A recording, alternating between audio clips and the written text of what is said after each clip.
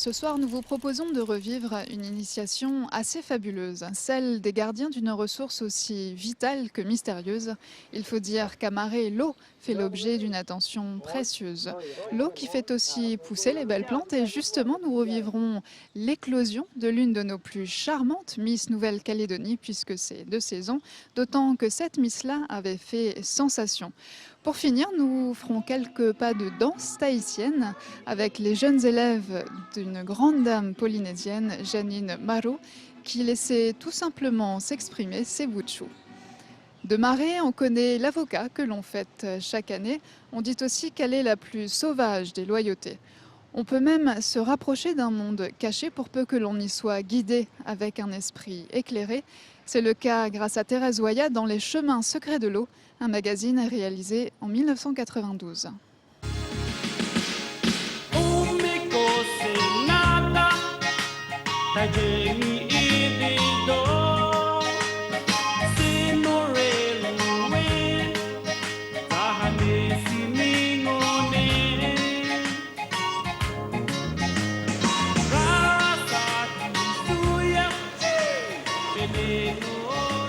De tous les secrets de Marée, il en est un qui sommeille dans les entrailles de la terre. Les vieux racontent qu'il y a été mis au moment où l'île finissait d'être créée. De ce secret, les vieux disent qu'il est le plus beau parce qu'indomptable, insaisissable et qu'il représente le symbole inusable de la vie. De tous les mystères de Marée, celui de l'eau raconte une incroyable aventure, son aventure avec l'homme. Maîtriser l'eau, tel est le souci de la commune de Marée. Afin d'arriver à une exploitation rationnelle de ses ressources hydrauliques, la commune a demandé à une agence pour l'eau d'étudier la nappe phréatique de l'île. Combien la dernière fois, au dernier relevé? 156 mm. 4, 11, 91. Depuis plus de 6 mois, 2 techniciens de l'agence sillonnent l'île de part en part, effectuant des mesures. Nous sommes ici à Taguadet, un endroit où se trouve l'un des 2 forages profonds installés il y a 10 ans. À l'aide de leurs appareils, les 2 techniciens peuvent ainsi avoir une idée des variations de la nappe. Régulièrement, toutes les semaines, ils viennent ici enregistrer, comparer, étudier l'incidence des marées sur la nappe. La vie au-dessous est tellement invisible, sourde et capricieuse que la recherche se doit d'être encore plus rigoureuse. Systématiquement, ils notent aussi les quantités de pluie tombées.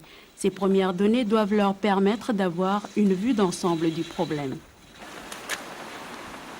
L'an dernier, durant le second semestre, le ciel est resté désespérément bleu.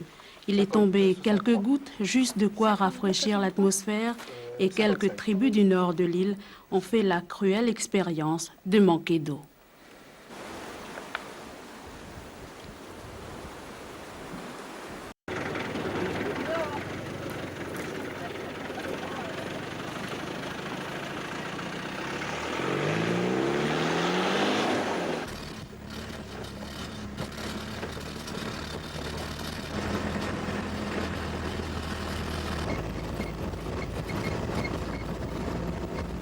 Marée est une île au sol calcaire, une structure de type corallienne. L'étude tient compte de cet autre paramètre, car la nature des sols peuvent donner des indications sur la fréquence des pluies, la rapidité avec laquelle l'eau s'infiltre dans la terre pour atteindre la nappe. Une fois toutes ces informations regroupées, le travail de ces techniciens sera de définir la configuration exacte de la lentille, déterminer sa potentialité et donc arriver à établir les ressources souterraines de l'île. Et t'as bien pris, non, entre les deux, il y a 0,82, donc ça, il faudra que je fasse la différence. Taoudé. Pour l'instant, l'étude aborde sa seconde phase. Pendant 9 mois seront collectées toutes informations qui serviront à une analyse. Rien ne sera laissé dans l'ombre, car la commune a la préoccupation de faire de l'eau un élément de consommation maîtrisé et informatisé. De cette gestion dépend le poids de ses équipements, donc de ses dépenses. Mais le travail sur le terrain effectué par l'agence se révèle parfois incompris et difficile, surtout lorsque certains habitants éprouvent quelques réticences devant ce type d'investigation.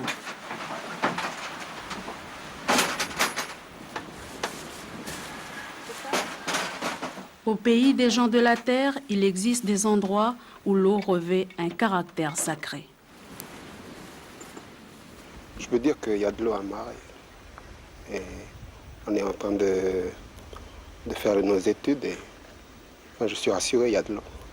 Je pense qu'il faut maintenant informer les gens sur ce qu'on fait et sur l'eau surtout. Il y a beaucoup de choses à faire. Je pense qu'au niveau de l'information, il faudra qu'on travaille dessus aussi. D'après vous, les gens sont plutôt pour ou contre qu'on vienne étudier ce qui se passe dessous? Moi, ça dépend des gens. Je pense que les vieux, ils sont pas tellement pour. Donc c'est un peu ils ont une autre façon de voir les choses. Et un peu on est en contradiction un peu avec eux. Je pense que c'est assez normal de leur part parce qu'ils ont toujours été comme ça. Ils n'aiment pas qu'on vienne un peu bouleverser ça, un peu tout ça là.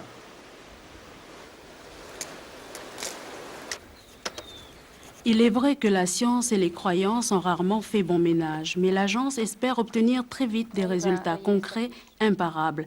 Le travail sur l'île de Marais est une première en soi. Expérimentale, les méthodes de recherche peuvent servir de base pour une éventuelle étude des 3 autres îles Loyauté. Nous sommes ici au quartier général de l'agence à Nouméa. Ici sont traitées toutes les données récoltées sur le terrain.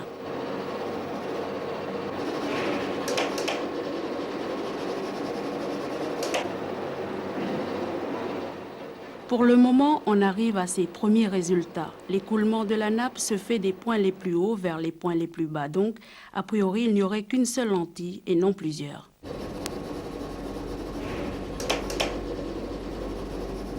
Il y a une lentille qui peut avoir plusieurs dômes, plutôt maximum deux dômes, mais qui sont reliés de toute façon à un endroit. Ce sont des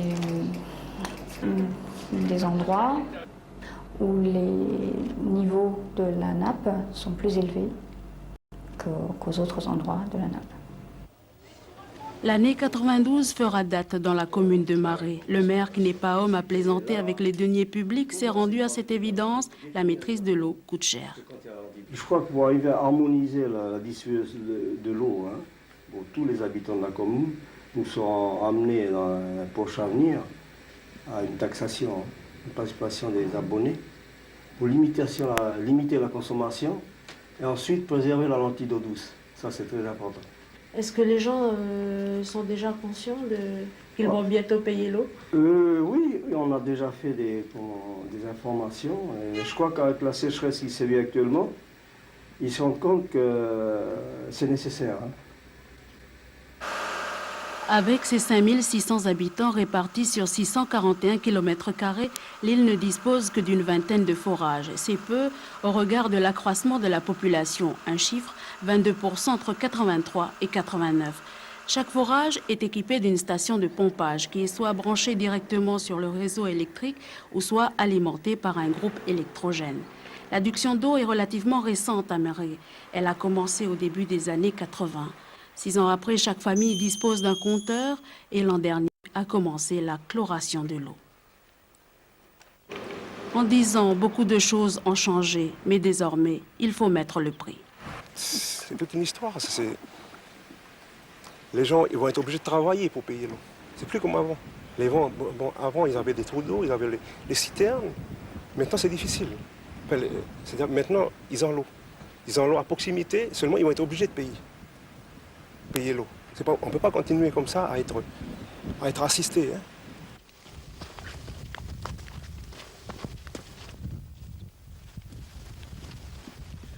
Au pays des gens de la terre, la réflexion sur l'utilisation de l'eau ne s'arrête jamais. Pionnier dans la culture de l'avocat et de la vanille, Édouard Wayaredri est un homme dont l'expérience s'est forgée au contact de ses plantes, de ses livres et des autres.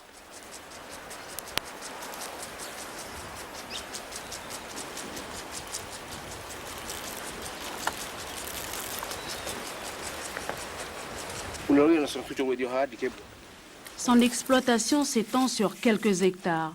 À côté de la vanille et de l'avocat, poussent agrumes et légumes. Une affaire qui tourne plutôt bien depuis que l'eau coule chez lui. Et en 2 ans, elle a complètement changé le visage de son exploitation. Désormais, même si le soleil frappe fort en été, la salade et autres plantes maraîchères ne sont plus absentes des étals de son marché. Mais Édouard Ouyaredri est un agriculteur un peu poète. S'il a le souci de rentabiliser son exploitation, il ne cache pas qu'il garde une idée bien à lui sur la gestion de l'eau et sur l'utilisation des engrais. Nous savons ça. Nous avons d'autres solutions. Les engrais, on ne met pas pour polluer la nappe phréatique. On met juste assez pour aider la terre à nourrir les arbres et à nourrir les plantes. Et vous avez d'autres solutions Si, il y a là, j'ai acheté un petit broyeur qui va broyer l'herbe, que je vais épandre pour faire c'est comme de l'engrais vert. Et là, l'avantage, c'est que contrairement à l'engrais qui est acheté au magasin, celui-là est gratuit. Au risque de surprendre ou de froisser, Édouard Ouyaredri continue d'innover. Jamais l'igname, tubercule nourricière, symbole d'échange dans la tradition, n'a connu de pareils égards.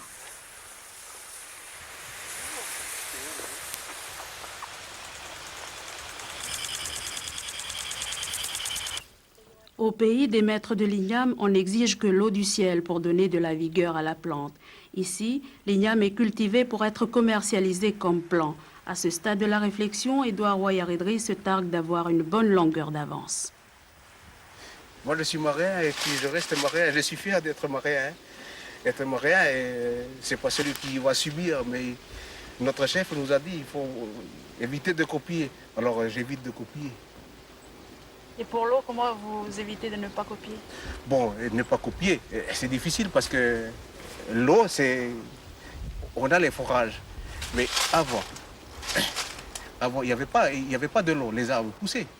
Si on y amène de l'eau, on les aide, on aide les arbres. Ce type d'agriculture commence sérieusement à gagner du terrain et de plus en plus de jeunes marins innovent dans ce domaine. Exemple, cette pépinière, la seule de l'île, qui a vu le jour il y a tout juste 2 ans.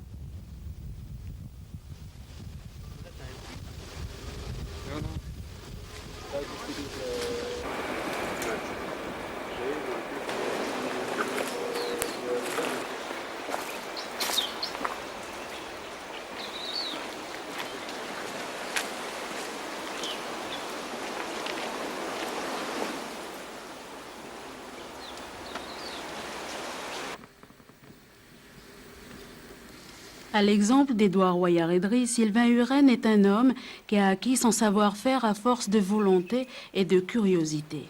Au fil des mois, greffer des plants d'avocat ou d'agrumes s'est petit à petit transformé en passion.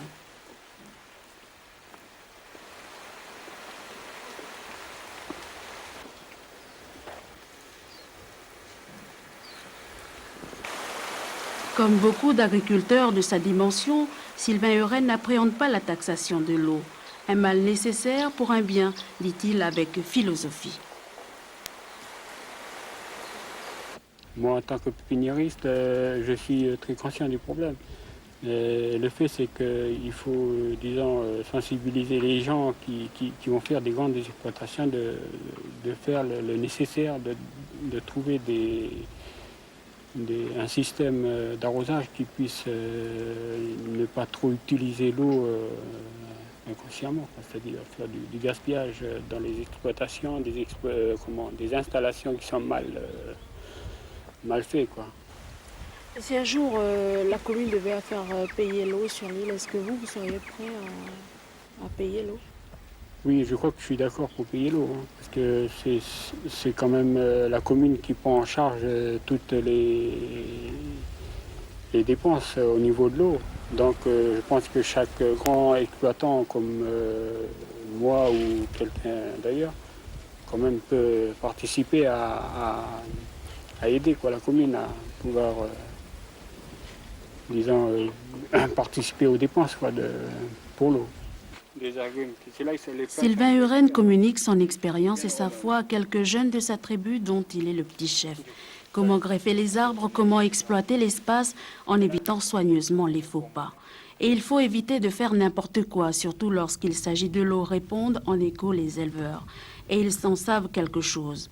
L'an dernier, lorsque les vannes du ciel ont refusé de s'ouvrir et que le bétail calédonien souffrait le martyre sous la chaleur torride de l'été, à Maré, les rares pâturages améliorés jaunissaient à vue d'œil et le bétail s'enfonçait davantage dans la forêt pour trouver de quoi manger.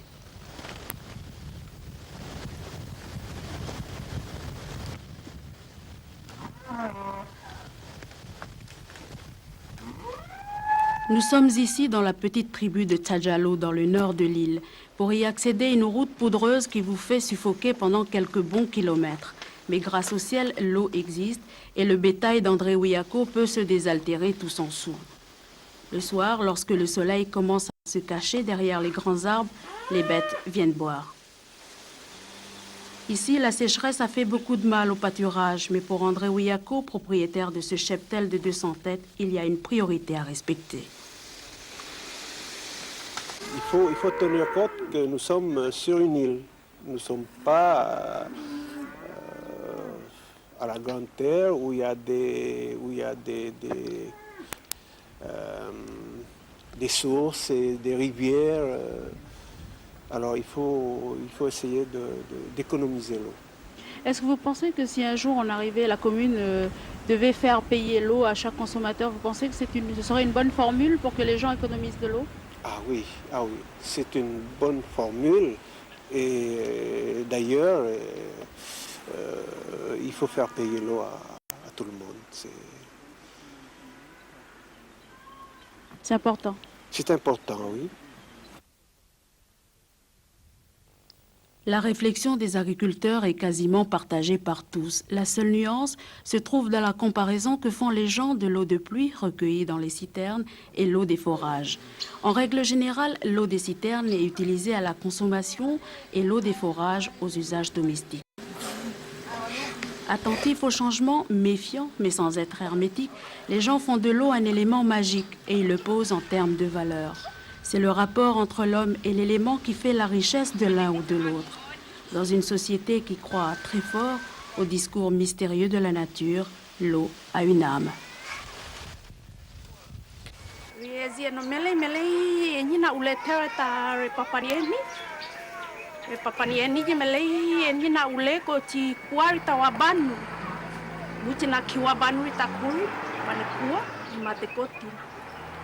Ta fujo ko ti fea bane kua se maya iloran ti nei kuru ti o kazo ita mardi ati itelu ita sandi la semen mele mail ti kwano ti ngomele ti welo me chele in ko ele sokoran ta feri korera ke mail ti kwano ti ni na fe do ti uwe de ko ti uwe. Avec l'intrusion du confort entre traditions qui se vivent au présent, en quête de mots vrais, les jeunes, faits nouveaux à Maré, ce sont eux aujourd'hui qui donnent le ton. Comme l'eau, leur parole est souterraine. Elle s'est enrichie sur les bancs de l'école, sur les chemins du tribu, sur les terrains de sport ou sur toutes les musiques du monde.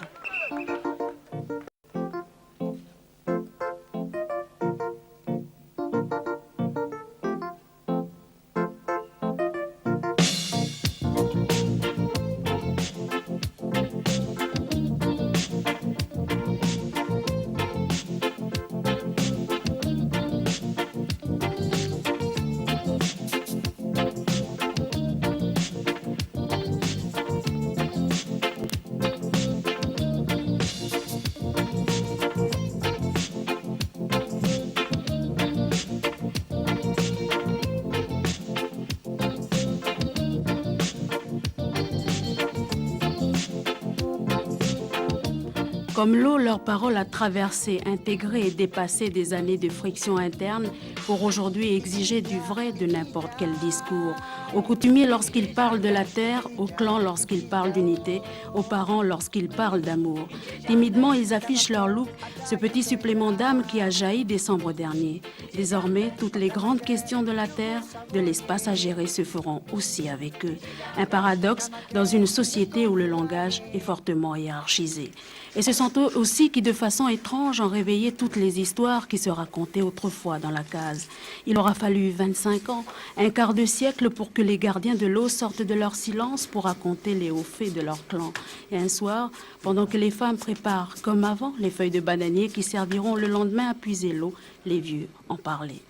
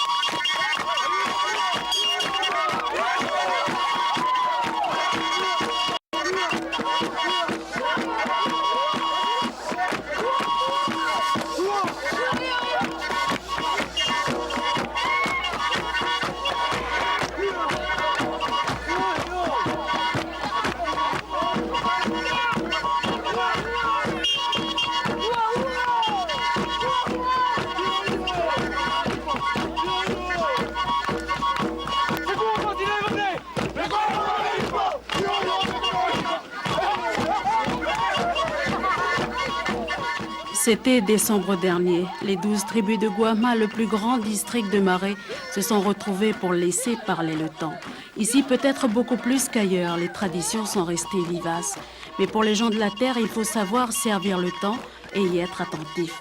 Un élément nouveau a fait irruption. De la modernité des valeurs ancestrales peut-il naître quelque chose de fort? Comme l'eau, la réflexion continue de se frayer un chemin.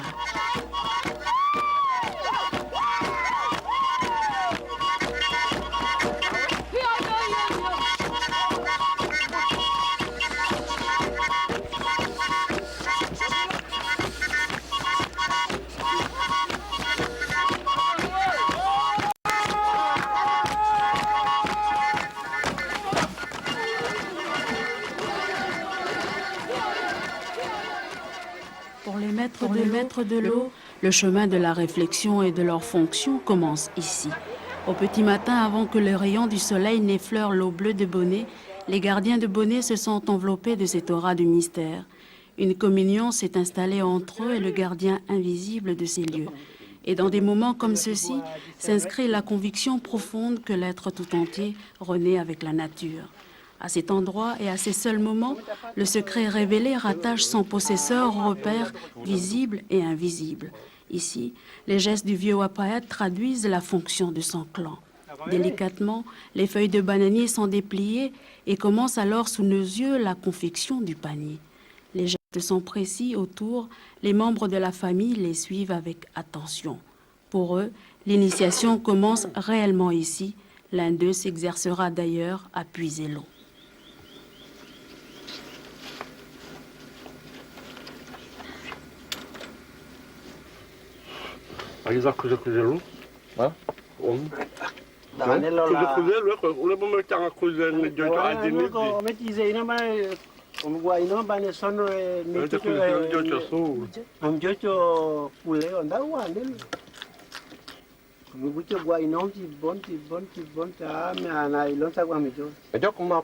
La dernière fois où le vieux Wapayat a puisé l'eau date du temps du père du grand chef Nidoish Naislin. En 1965, nous confiera-t-il. Du temps a passé depuis et en bas, les arbres ont poussé.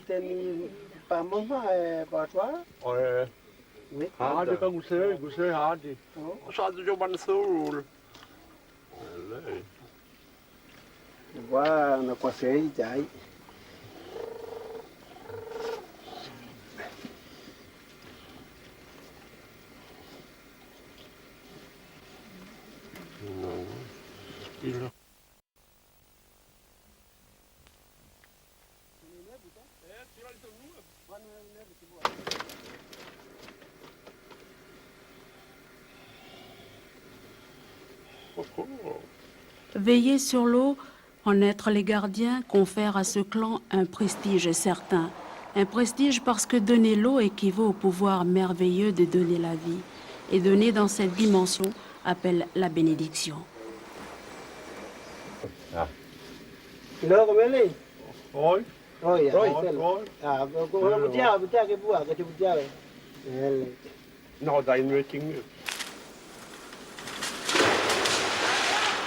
Autrefois, lorsqu'était encore inconnu le geste facile d'ouvrir un robinet, les guerriers de chaque clan partaient battre la campagne pour trouver de l'eau.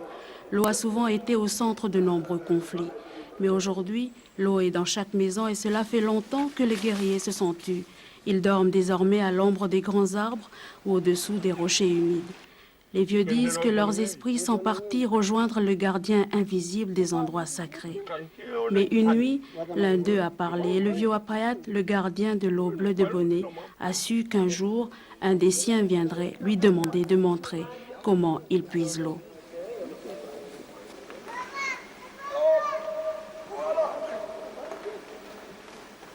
Alors, un matin, en quelques heures, il a laissé ses mains effacées. Plus d'un quart de siècle de silence.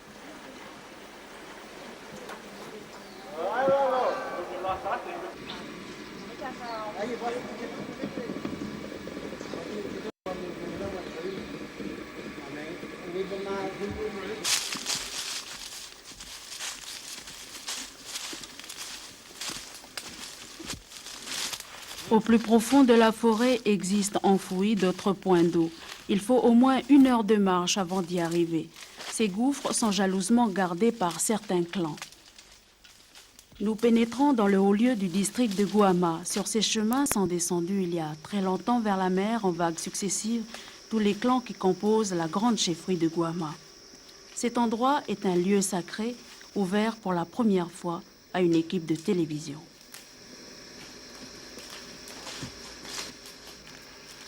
Ceux qui nous accompagnent connaissent les chemins de l'eau à cet endroit. Les lieux sont restés intacts, ils n'ont pas perdu de leur sérénité et le fier rocher abrite toujours dans ses entrailles la plus belle récompense qui puisse être donnée à celui qui a fait un long voyage.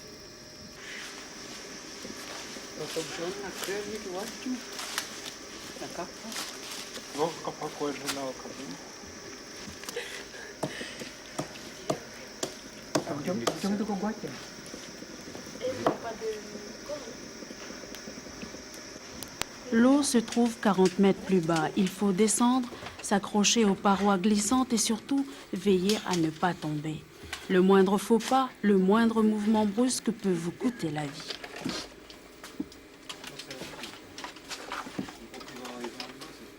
L'histoire raconte qu'il faut être fort, en symbiose avec les dieux des lieux pour ne pas tomber.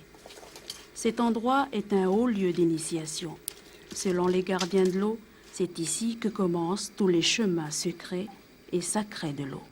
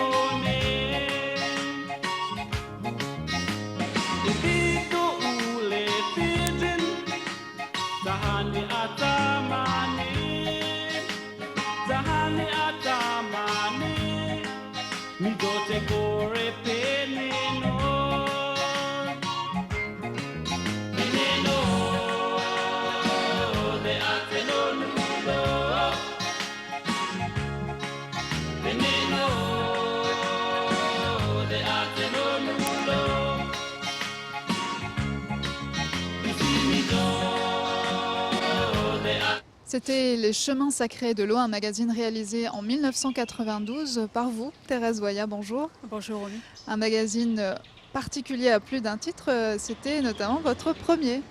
Oui, c'était le premier magazine tourné en 1991 et puis diffusé en 1992, juste après ma formation au métier de journaliste à Paris. C'était un défi parce qu'il s'agissait de raconter à travers la problématique de la facturation de l'eau qui se posait pour la première fois aux gens de Marais, l'histoire d'un bien dans une société traditionnelle qui, dans ces années 90, allait devenir un élément, un enjeu, un élément important du développement économique de l'île.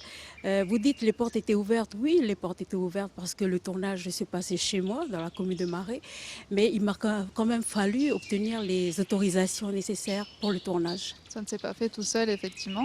Et c'était un moment particulier pour Marais. C'était une ère de changement. Oui, c'était une ère de changement. 1991 va vite situer le cadre. On est juste 2 ans après la signature des accords de Matignon. C'était le début de la provincialisation. Le leitmotiv de l'époque, qui reste encore valable aujourd'hui, c'était le développement économique. Beaucoup d'argent était injecté par le biais des contrats de développement et les îles à l'époque venaient de loin.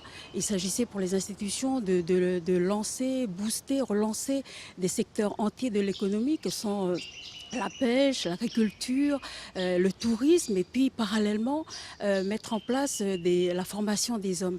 Marais a une tradition, une vocation agricole et donc Marais, à côté de son agriculture de type vivrier, elle s'est lancée dans l'agriculture mécanisée. Mais bon, ce n'était pas des grandes surfaces, c'était encore des surfaces assez raisonnables.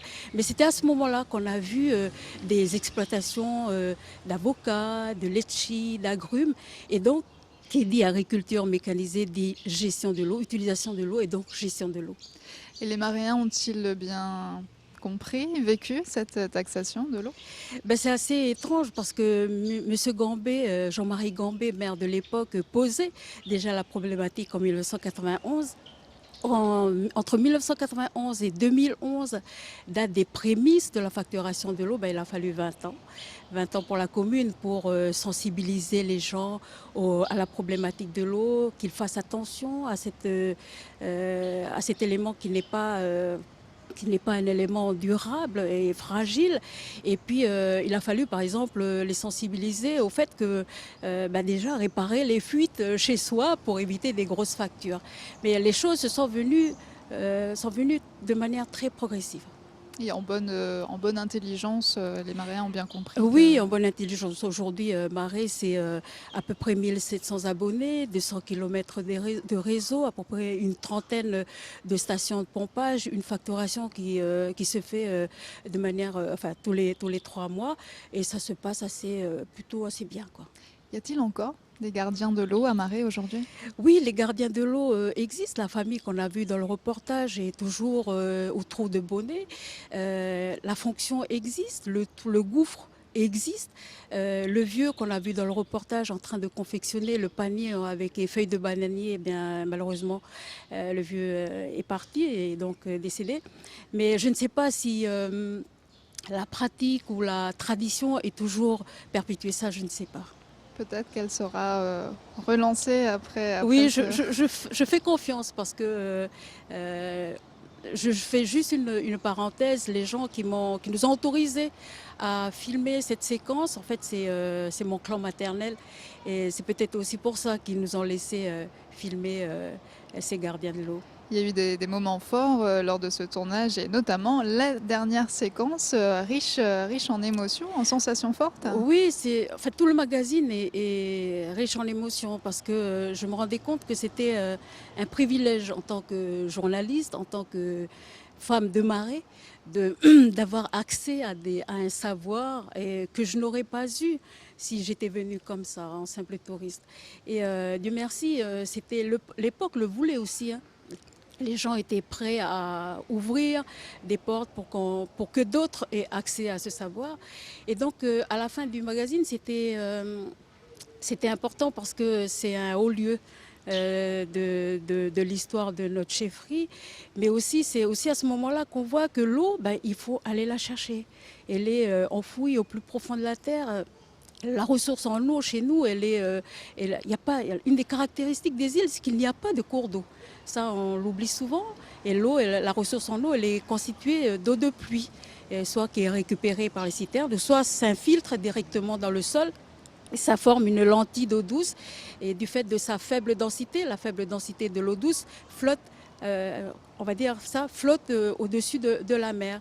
D'où sa vulnérabilité, sa fragilité, qui fait que la commune porte vraiment une attention assez grande sur l'utilisation de la ressource en eau. Et un petit mot de cette dernière séquence un peu rock'n'roll quand même. Oui, parce que il a fallu on demande les autorisations pour y aller. La grande chefferie nous a autorisés. On était partis, comme on a vu dans le reportage, accompagnés.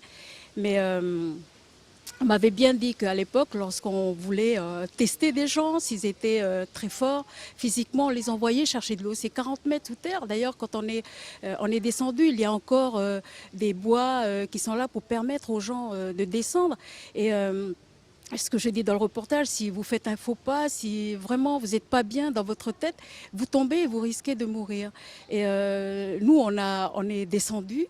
Et vous avez passé le test. Oui, on a passé le test. C'est ce qu'on m'a dit après, c'est que on était descendus avec des gens qui ne sont pas de l'endroit et de chez nous. Il y avait des collègues qui étaient venus. La terre s'est un petit peu effondrée sur notre tête.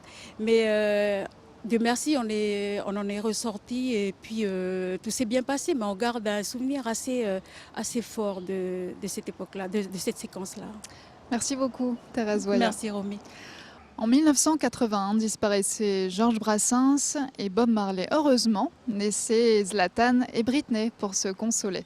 L'autre événement de 1981, c'est l'élection de Maryse Salin au titre de Miss Nouvelle-Calédonie. Un tremplin vers un autre titre décroché l'année suivante dans les frimas métropolitains. On se souvient.